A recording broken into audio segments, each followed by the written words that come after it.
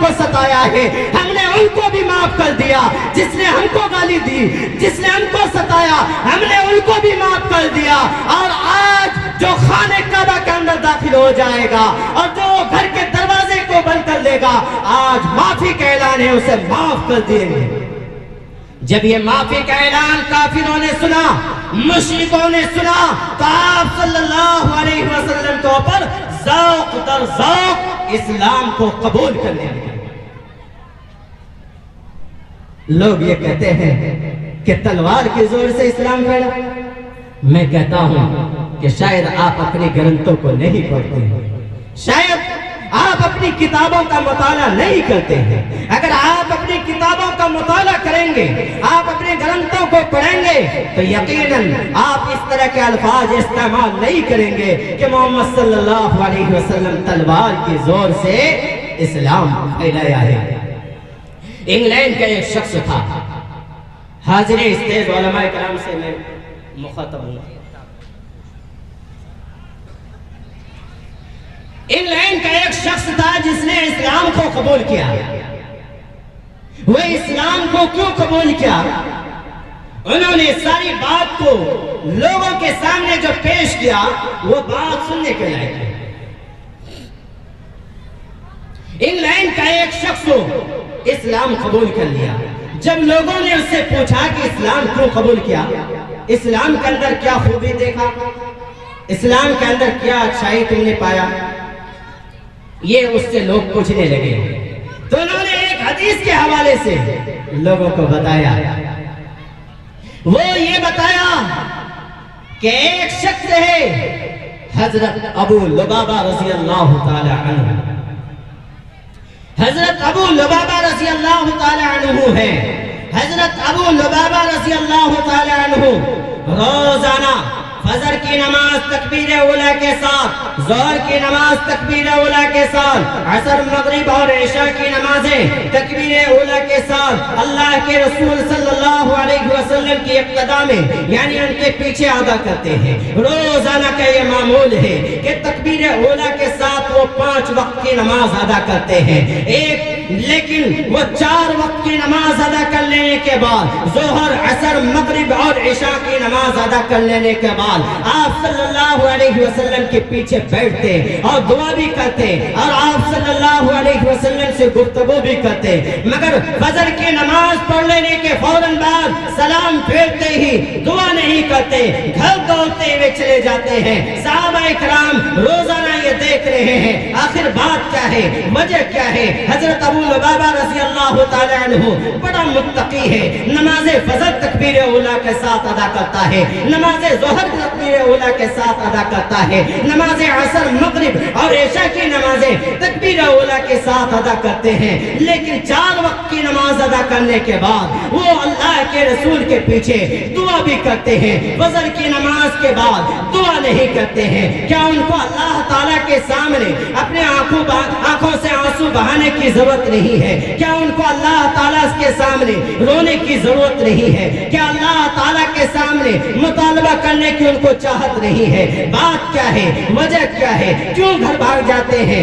ایک مرتبہ اللہ کے رسول کو یہ شکایت کئی صحابہ نے پہنچائی کہ اے اللہ کے رسول مجھے ذرا یہ سمجھائیے کہ ابو لبابہ آپ کے نیچے آپ کے پیچھے تکبیر اولیٰ کے ساتھ 5 وقت کی نماز پڑھتے ہیں، لیکن فجر کی نماز پڑھ لینے کے فوراً بعد گھر چلے جاتے ہیں، بات کیا ہے؟ اللہ کے رسول صلی اللہ علیہ وسلم نے اور صحابہ کرام کو کہا کہ اے صحابہ، اے میرے ساتھیوں، جب حضرت ابو لبابہ رضی اللہ تعالی عنہ نماز پڑھنے کے لیے آئیں گے تو ان کو کہنا کہ اللہ کے رسول نے آج نماز کے بعد تمہیں رکنے کے لیے کہا ہے، تمہاری شکایتیں آئی ہیں۔ وہ صحابی حضرت ابو لبابہ رضی اللہ تعالی عنہ آتے ہیں، آنے کے بعد ایک ساتھی کہتے ہیں اللہ کے رسول آج آپ کو رکنے کے لیے کہا ہے۔ وہ حضرت ابو لبابہ پوچھتے ہیں بات کیا ہے؟ وہ کہتے ہیں کہ شکایت پہنچی ہے۔ حضرت ابو لبابہ رضی اللہ تعالی عنہ کے رونگٹے کھڑے ہونے لگتے ہیں۔ چہرے سرخ ہونے لگتے ہیں کہ آخرکار میں نے کون سی خطا کر دی ہے، میں نے کون سی گناہ کر دی ہے جس کی وجہ سے آج اللہ کے رسول نے مجھے رکنے کے لیے کہا ہے۔ حضرت ابو لبابہ رضی اللہ تعالیٰ عنہ اللہ کے رسول صلی اللہ علیہ وسلم کے پیچھے نماز ادا کر رہے ہیں۔ ایک رکعت مکمل ہوئی، دوسری رکعت مکمل کرتے ہیں، تیسری رکعت پوری ہو جانے کے بعد جب چوتھی رکعت میں پہنچتے ہیں تو حضرت ابو لبابہ رضی اللہ تعالیٰ عنہ کے دل کی دھڑکنیں بڑھنے لگتی ہے کہ آخر اب تو میری شکایت لوگوں کے سامنے اجاگر ہو جائیں گے۔ حضرت ابو لبابہ رضی اللہ تعالیٰ عنہ اللہ کے رسول کے پیچھے سلام پھیرتے ہیں۔ سلام پھیر لینے کے بعد حضرت ابو لبابہ رضی اللہ تعالیٰ عنہ اللہ کے رسول کے ساتھ دعا کرتے ہیں۔ دعا کر لینے کے بعد حضرت ابو لبابہ کو اللہ کے رسول بلاتے ہیں اور کہتے ہیں کہ اے لبابہ ذرا تم مجھے یہ بتا کہ تم میرے پیچھے تکبیر اولیٰ کے ساتھ نماز تو ادا کرتے ہو لیکن فجر کی نماز کے فوراً بعد گھر کیوں چلے جاتے ہو؟ بات کیا ہے؟ بات کیا ہے؟ حضرت ابو لبابہ رضی اللہ تعالیٰ عنہ کہتے ہیں کہ اے اللہ کے رسول ذرا مجھے یہ تو بتا دیجئے کہ ان بات کے علاوہ، ان شکایت کے علاوہ کوئی اور شکایت تو نہیں ہے، کوئی اور بات تو نہیں ہے۔ حضرت ابو لبابہ رضی اللہ تعالیٰ عنہ کو اللہ کے رسول کہتے ہیں کہ اب کوئی بات نہیں ہے، بات یہی ہے کہ تم میرے پیچھے فجر کی نماز کے بعد دعا نہیں کرتے ہو۔ حضرت ابو لبابہ رضی اللہ تعالیٰ عنہ کہتے ہیں کہ اے اللہ کے رسول، اے اللہ کے رسول میں بہت تنگ دست ہوں، میں بہت بڑا غریب ہوں، میرے گھر کے آنگن کے اندر ایک یہودی کے گھر کے کھجور کا ٹہنی جھکا ہوا ہے، میں روزانہ دوڑ کر کے اس لیے جاتا ہوں کہ ایک دن آپ کے پیچھے تاخیر کر دی تو میرے بچے اٹھ کر کے اس یہودی کے کھجور کو اٹھا کر کے اپنے جیب میں بھر لیا تھا اور ایک کھجور کو حلق کے اندر ڈال دیا تھا۔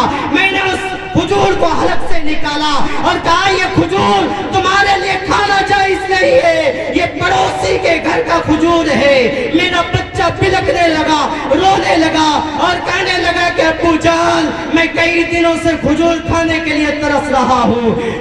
میں نے اپنے بچے کو بلکتے ہوئے چھوڑ دیا اور اس سارے کھجور کو اس یہودی کے گھر پہنچا دیا کہ تمہارے گھر کے کھجور کا ٹہنی جو میرے گھر کے آنگن میں جھکا ہوا ہے، میرے گھر کے اندر کھجور گرا ہے، یہ کھجور آپ کی امانت ہے۔ اس واقعہ کو، اس حدیث کو انگلینڈ کے انگریز نے جب پڑھا تو انہوں نے اسلام قبول کیا اور کہا کہ جس مذہب میں، جس دھرم میں اس بات کی بھی تعلیم دیتی ہو کہ کسی کے کھجور کو بھی بغیر اجازت کے نہیں کھا سکتے ہو تو وہ دھرم، وہ مذہب کتنا نرالا ہوگا، کتنا اچھا ہوگا، اس لیے میں نے اسلام کو قبول کیا۔ ذرا غور کیجئے کہ اسلام کو کیوں قبول لوگ کر رہے ہیں؟ اسلام کی اچھائی کو دیکھ کر کے، اسلام کی خوبی کو دیکھ کر کے لوگ اسلام کو قبول کر رہا ہے۔ میں ان لوگوں سے کہنا چاہتا ہوں کہ مذہب اسلام نے اپنی بے پناہ دریا دلی اور نرم مزاج اور سہولت کی بنیاد پر ایک الگ مقام حاصل کیا ہے۔ مذہب اسلام نے ہمیشہ انسانیت نوازی کی تعلیم دی ہے۔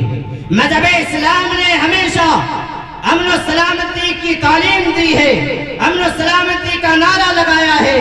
یہی وجہ ہے کہ آج دنیا کے ہر شہر اور ہر گاؤں کے کونے کونے کے اندر اسلام کا نام لیوا موجود ہے، اور اسلام تو اس دریا کے پار بھی بہت تیزی سے پھیل رہا ہے جہاں رات دن بیٹھ کر کے اسلام کی چراغ کو بجھانے کے لیے نئی نئی پلاننگیں بنائی جا رہی ہیں، اور یہ ساری پلاننگیں اس لیے بنا رہے ہیں کہ ہمارے یہاں امن و امان کے پھول کھلتے ہیں، ہمارے یہاں انسان کو انسان بنایا جاتا ہے۔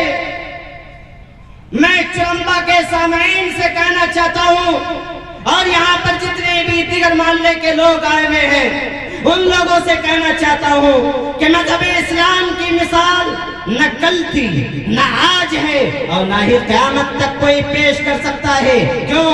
اس لیے کہ مذہب اسلام ہی ایک ایسا مذہب ہے جو انسانیت نوازی کی تعلیم دیتا ہے.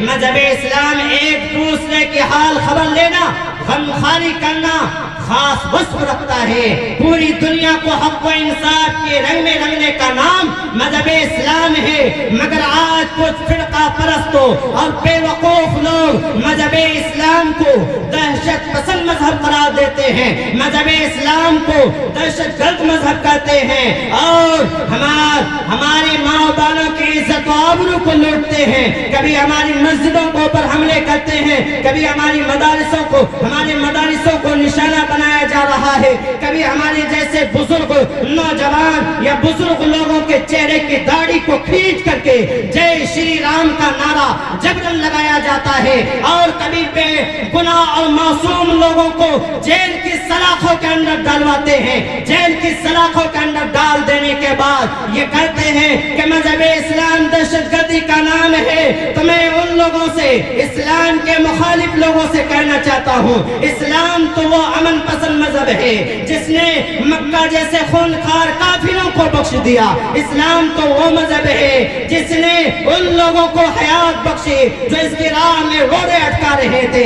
اسلام نے ان لوگوں کو بھی گلے لگایا جو اسلام کے خلاف کمیٹیاں بنایا کرتے تھے، جو مسلمانوں کو اور اسلام کو مٹانے کے لیے قسم کھا رکھی تھی. اسلام نے انہیں بھی گلے لگایا. اے اسلام کے خلاف زہر اگلنے والوں، جاؤ فتح مکہ کی تاریخ اٹھا کر کے دیکھو، فتح مکہ کی تاریخ پڑھو اور اسلام کے قدموں میں آ کر کے گر جاؤ. کیوں؟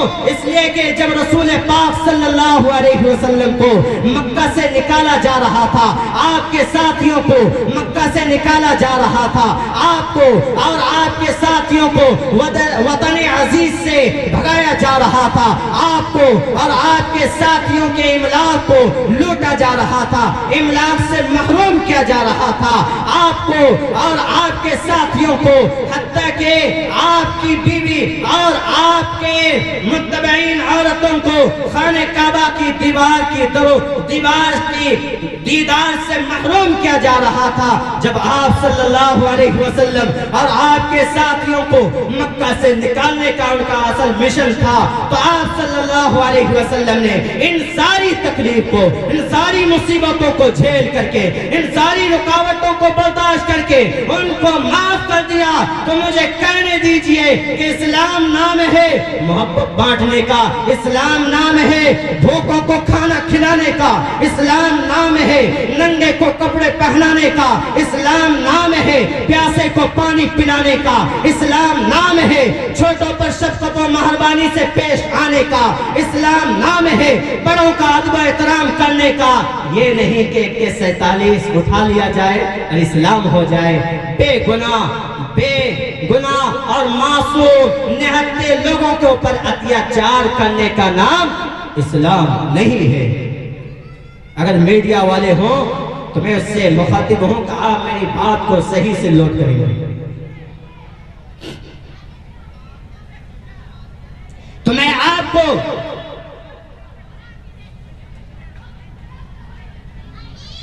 مثال کے طور پر، اگر ہمارے برادران وطن ہیں اور مسلم بھائی تو ہے ہی ہیں، وہاں تک اگر ہماری آواز پہنچ رہی ہے تو میں آپ کو مثال سے سمجھانا چاہتا ہوں کہ انسان کو اس 5 انگلی کی طرح زندگی گزارنا چاہیے. اب وہ سمجھے کیسے 5 انگلی کی طرح زندگی گزارنا چاہیے. انسان کو 5 انگلیوں کی طرح زندگی گزارنا چاہیے. اس میں چھوٹا بڑا منلا سنلا سب انگلی.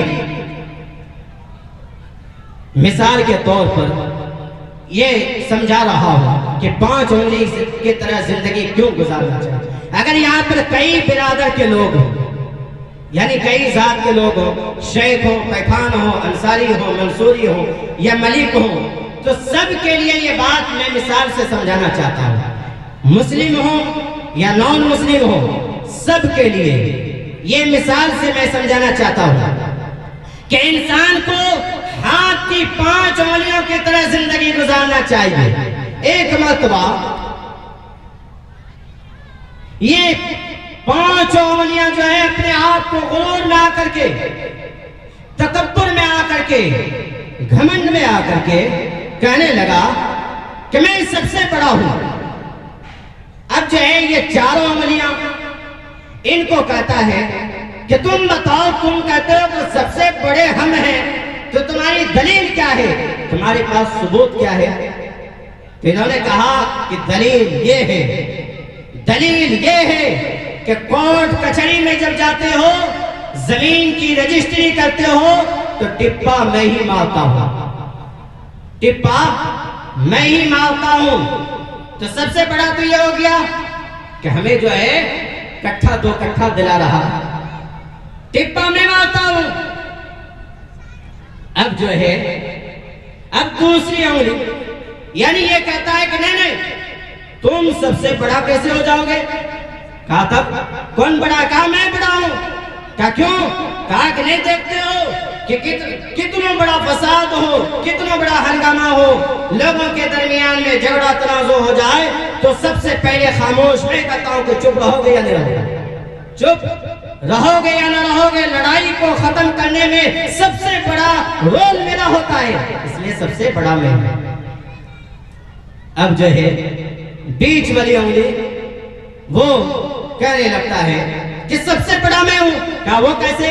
کہا کہ پانچوں کھڑا ہو جاؤ، دیکھ لو سب سے بڑا کون ہے، لوگ خود فیصلہ کر لے گا سب سے بڑا انگلی کون ہے، بیچ والی۔ یہ بھی اپنی دلیل کو پیش کر دیا۔ اب جو ہے یہ کہتا ہے، یعنی بیچ والی انگلی کے بغل والی، کہ سب سے بڑا میں ہوں۔ کہا وہ کیسے؟ کہا وہ اس لیے کہ جب کوئی نوشہ بنتا ہے، دلہا بنتا ہے، تو انگوٹھی جو پہنائی جاتی ہے اسی انگلی کے اندر پہنائی جاتی ہے، سب سے بڑا میں ہوں۔ کہا یہ بات تو صحیح ہے۔ اب یہ کہتا ہے کہ نہیں تم چاروں بڑے نہیں ہو، سب سے بڑا میں ہوں۔ کہا کیوں؟ کہا کہ دلہا کو جو لے جاتا ہے اس میں سب، یعنی انگوٹھی کے اندر یا اس کو جو چمانہ کے طور پر پیسہ وغیرہ ملتا ہے، اس پیسے کا مالک کون ہوتا ہے، اس کو گود میں کون اٹھاتا ہے؟ تو میں ہی تو اٹھاتا ہوں۔ دولہے کے بغل میں تو میں ہوں، دولہے کا بغل میں میں ہوں، ان کا لوکنیاں ہوں۔ ہمارے یہاں لوکنیاں بولا جاتا ہے، آپ لوگ کیا کہتے ہیں اللہ بہتر جانے۔ تو ہمارے یہاں جو نوشہ کے ساتھ آگے پیچھے کرتا ہے، گود میں اٹھاتا ہے، ان کی دیکھ بھالی کرتا ہے جب تک کہ نکاح نہ ہو جائے اور رخصتی نہ ہو جائے، اس کو لوکنیاں کہا جاتا ہے۔ یہ کہا کہ لوکنیاں تو میں ہوں، سب سے بڑا میں ہوں۔ کہا یہ بات تو صحیح ہے۔ اب جو ہے پانچوں اپنی اپنی دلیلیں پیش کر دی۔ ایک مرتبہ پانچوں کو جب بھوک تیز لگ گئی تو ہوٹل میں پہنچنا ہے۔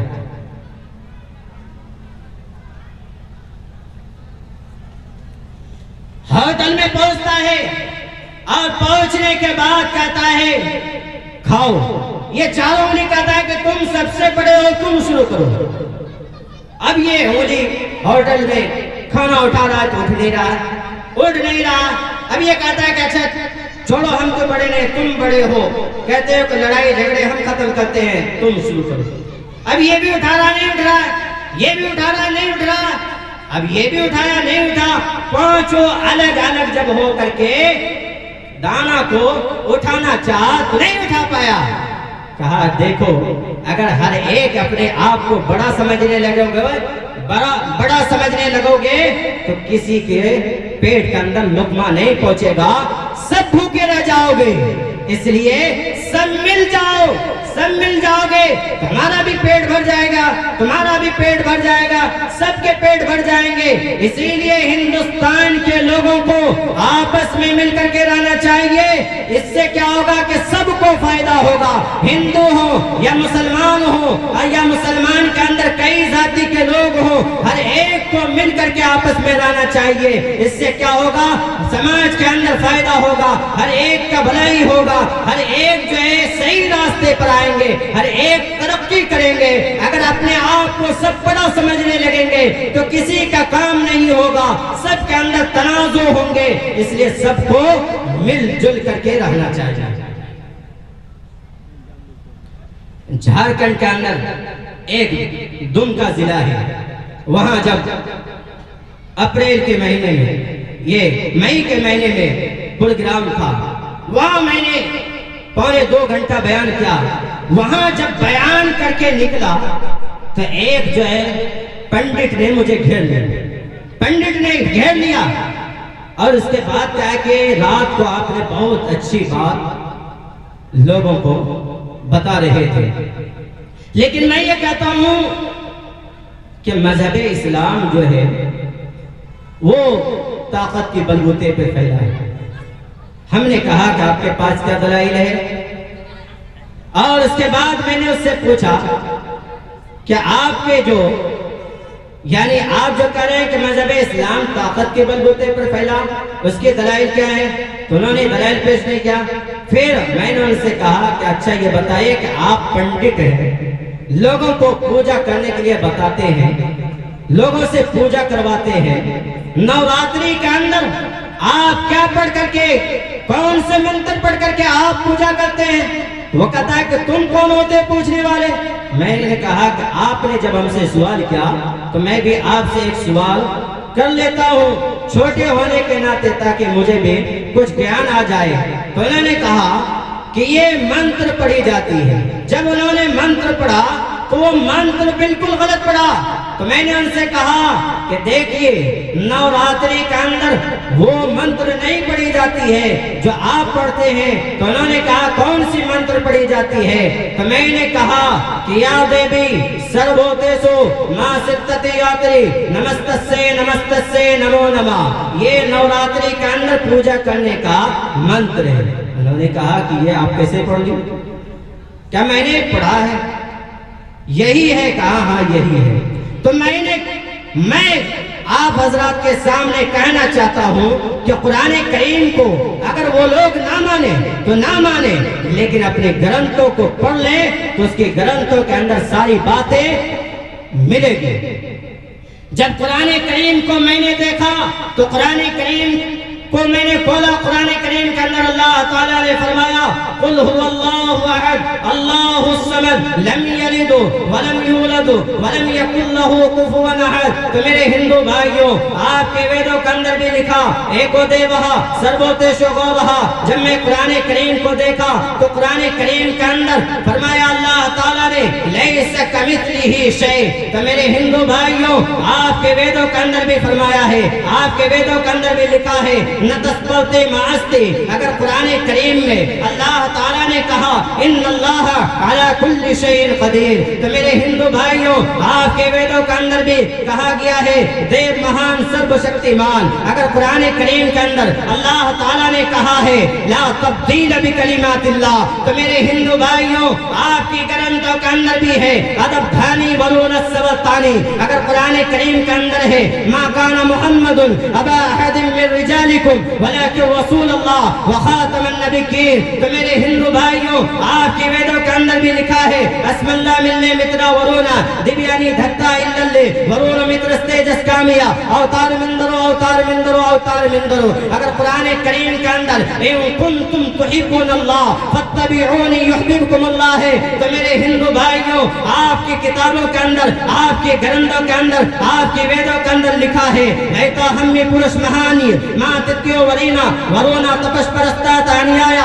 اگر قرآن کریم میں اللہ تعالیٰ نے کہا ہے اليوم اکملت لکم دینکم واتممت علیکم نعمتی ورضیت لکم الاسلام دینا، تو میرے ہندو بھائیوں آپ کی ویدوں کے اندر کہا گیا ہے یگیم پر چجاویبم زددت کونی بھوشتی کبورت پوری بیم قدم قدست بھارتی۔